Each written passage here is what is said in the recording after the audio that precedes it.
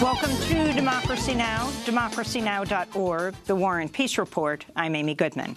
A federal court in California put a temporary halt Monday to President Trump's order denying asylum to anyone who enters the United States outside a legal port of entry. Trump announced the move earlier this month, apparently in response to the Central American migrant caravans he turned into a major flashpoint in the run-up to the midterm elections.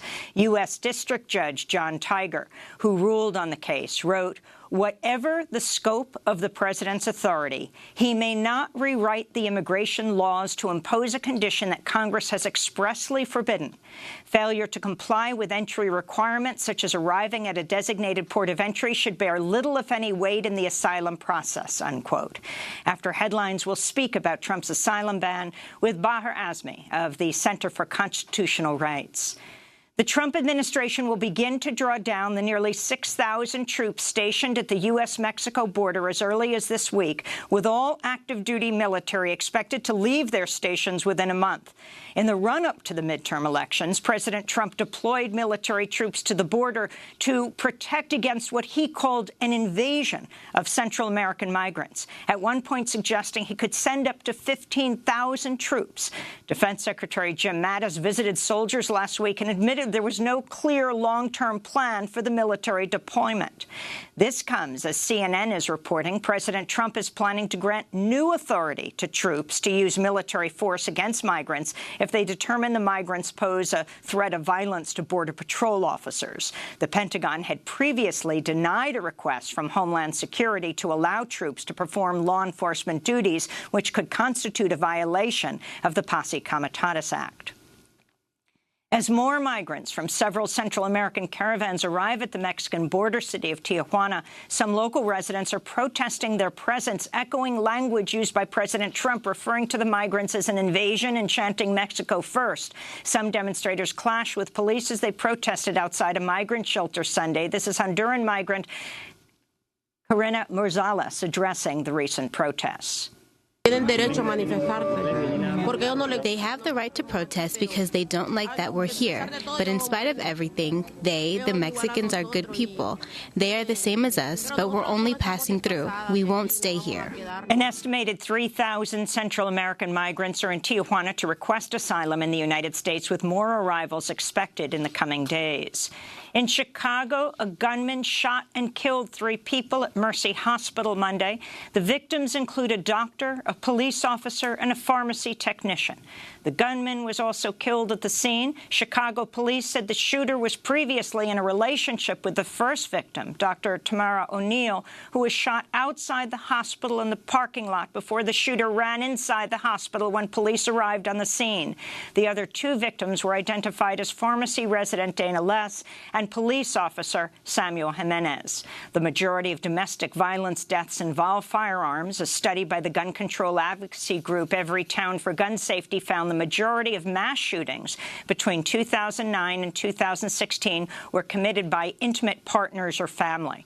Earlier this month, doctors around the country started sharing photos of bloodied scrubs and operation rooms on social media after NRA told doctors to, quote, stay in their lane after the release of new recommendations from the medical community to reduce gun violence. The photos went viral on social media with the hashtags Stay in My Lane and This Is My Lane. The death toll for the Northern California Camp Fire has now reached at least 79. The number of missing persons has dropped to 700. The wildfire is now 70% contained as search and rescue efforts continue in Paradise, which was decimated by the flames, with nearly 12,000 homes destroyed and over 150,000 acres burned. With area shelters filled to capacity, displaced residents now face the question of where to go. Hundreds of people living in a Walmart parking lot in the city of Chico were asked to leave over the weekend, although many camps were still up Monday. This is displaced resident Amy Shepard. As of right now, we're just making it day by day, hoping that we can get back up to our property and start to rebuild our lives again. So now life is very hard, especially with the little ones, trying to keep them happy and healthy and fed. And the food has been given free by so many sources. People are just outsourcing everywhere. They're coming with food, and so that's not been a problem. As clothing too, they're helping with. Meanwhile, rain is forecast in Northern California from Wednesday through Friday, prompting a flash flood warning for the region as major storms threaten to further complicate living conditions for those sleeping outdoors, as well as hamper ongoing search efforts. The Washington Post reports the Justice Department considered breaching the confidentiality of U.S. Census data and sharing the information with law enforcement officials. A 2017 email between a Justice Department attorney and the acting Assistant Attorney General John Gore reportedly suggested avoiding questions from a Democratic congressmember about whether census data could ever be shared with law enforcement in case, quote, related issues come up later for renewed debate, unquote. This comes as several lawsuits are challenging the Trump administration's efforts to include a citizenship question on the 2020 census. Advocates say the move could deter immigrants from completing the census and could impact everything from redrawing of congressional maps to the allocation of federal funds. The Guardian is reporting members of the billionaire Sackler family could soon face criminal investigations over their role in fueling America's opioid epidemic. Prosecutors in Connecticut and New York are considering charges of fraud and racketeering against the Sacklers, whose company Purdue Pharma produces the prescription painkiller OxyContin. Earlier this year, the New York Times reported Purdue executives knew OxyContin was highly addictive as early as 1996, the first year after the drug hit the market, but still promoted it as less addictive than other opioids. A lead attorney taking on Purdue Pharma, Paul Hanley, said of the Sacklers, quote, "This is essentially a crime family, drug dealers in nice suits and dresses."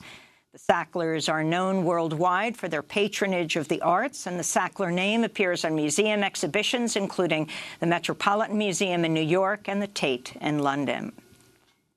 The Washington Post is reporting White House senior advisor and presidential daughter, Ivanka Trump, used a personal email account and private email servers to send hundreds of messages to cabinet officials and aides in violation of federal records rules. Ivanka reportedly sent the emails through a domain name she shared with her husband, Jared Kushner, who's also a senior White House advisor.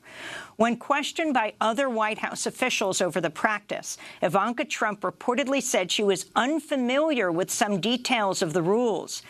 Ahead of the 2016 election, Donald Trump repeatedly led chants of "lock her up" at campaign rallies as he attacked his opponent Hillary Clinton over her use of a private email server she used as Secretary of State.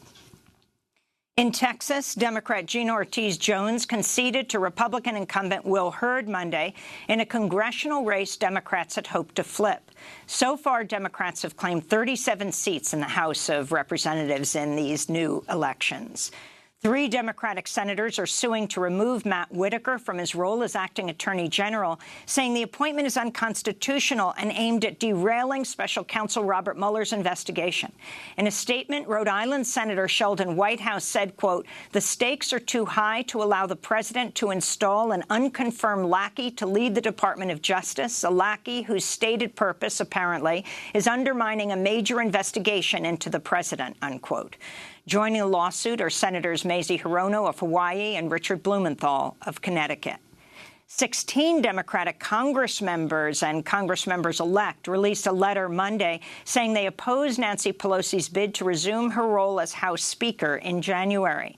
They write they're, quote, "committed to voting for new leadership in both our caucus meeting and on the House floor," unquote. 2 of the letter's signatories are in races that have yet to be called. Pelosi will need 218 votes in order to secure the House leadership position. So far, no challengers to Pelosi have been announced. Long-serving Congressmember John Lewis has joined other lawmakers in supporting incoming New York Congressmember Alexandria Ocasio-Cortez's call for a Green New Deal. Lewis is the highest-profile Congress member so far to back Ocasio-Cortez's resolution to create a bipartisan committee that would work on a plan to bring the U.S. to a carbon-neutral economy and adopt 100% renewable energy. The proposal for the committee also seeks to bar lawmakers who've accepted money from the fossil fuel industry. Other lawmakers who support the formation of the committee include Congress members Ro Khanna, Carolyn Maloney, and the incoming Deb Haaland, Ilhan Omar, and Rashida Tlaib. On Monday, climate activists from the youth-led Sunrise Movement disrupted an event with DNC Chair Tom Perez in Rhode Island to demand the Democratic Party do more to combat climate change and back Congressmember-elect Ocasio-Cortez's committee. As we speak, nearly 1,000 people are missing in the California fires and over 77 have perished. As the UN climate report tells us, we only have 12 years to radically transform our economy and society to stop the crisis of climate change. But politicians like you have not demonstrated the leadership we need to meet the scale and scope of this crisis. We need you to stand up for our generation. We are asking that the DNC reject all contributions from fossil fuel lobbyists and executives, and we are asking for the Green New Deal to be incorporated into the Democratic Party platform. Sunrise Movement is organizing a Green New Deal Day of Action around the country today. President Trump's reportedly considering visiting troops in Iraq and Afghanistan. It would be his first visit to a war zone since he took office. Trump has come under fire for skipping recent visits to a cemetery for World War I soldiers in France last weekend, followed by a missed visit to Arlington National Cemetery on Veterans Day. On Sunday, he attacked former Navy SEAL Admiral William McRaven, who oversaw the U.S. operation that killed Osama bin Laden, calling him a Hillary Clinton fan and an Obama backer during an interview with Fox News. Nissan chairman Carlos Ghosn was arrested in Japan Monday after an internal investigation revealed significant financial misconduct. Ghosn is suspected of violating financial laws by filing false statements and underreporting his income by more than $40 million over a 5-year period. The FBI has classified the far-right group Proud Boys as a, quote, extremist group with ties to white nationalism. A report by Washington state law enforcement from August revealed the FBI classification and stated the group is actively recruiting in the Pacific Northwest. The report also said, quote, Proud Boys members have contributed to the recent escalation of violence at political rallies held on college campuses and in cities like Charlottesville, Virginia, Portland, Oregon, and Seattle, Washington, unquote. Last month, New York police charged members of the group with rioting and assault after they attacked anti-fascist protesters on the streets of New York City after a talk given by leader Gavin McInnes at the Metropolitan Republican Club. Later in the broadcast, we'll speak with investigative reporter A.C. Thompson about the rise of neo-Nazis in America. In the Gaza Strip, an Associated Press camera operator was shot in the leg and wounded Monday while covering a protest near Israel's heavily militarized separation barrier. Witnesses report 47-year-old Rashid Rashid was nearly 2,000 feet away from the fence when he was shot by an Israeli soldier. Rashid suffered multiple bone fractures above the ankle and will need surgery. He was filming from an elevated area looking down on the protest wearing a blue helmet and a vest with the word press clearly written on it.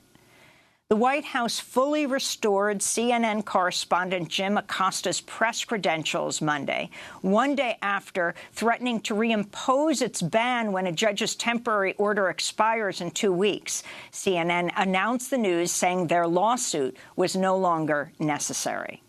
Newly elected Minnesota Congressmember Ilhan Omar is at the forefront of a move to overturn a long-standing ban on headscarves and other religious headwear on the House floor.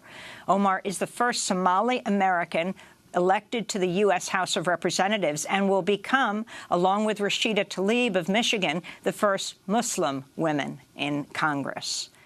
And those are some of the headlines. This is Democracy Now!, democracynow.org, The War and Peace Report. I'm Amy Goodman. And I'm Juan Gonzalez. Welcome to all of our listeners and viewers around the country and around the world.